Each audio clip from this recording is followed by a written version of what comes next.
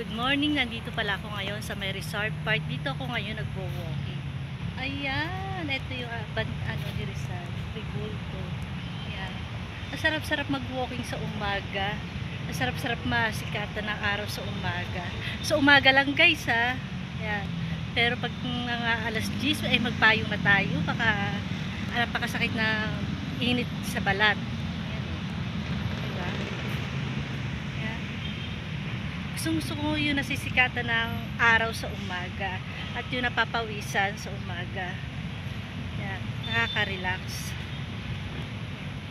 Ito tayo guys. Yan guys, nagpapapicture kami siya kay Lady Sal. Inabala namin. Hi guys! Ayun!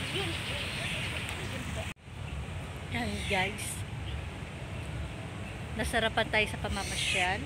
Nandito na tayo sa Chinese Garden sa Rizal Park pa rin ito guys. Diba? Ang ganda. Oh, ang ganda guys. Pag nandito ka, matatanggal lang yung pagod, ang iyong stress. Oh. Ay! Tahimik, nakaka-relax.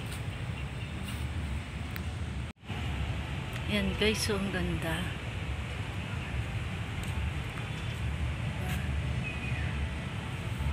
Matagal na akong huling nakapunta rito.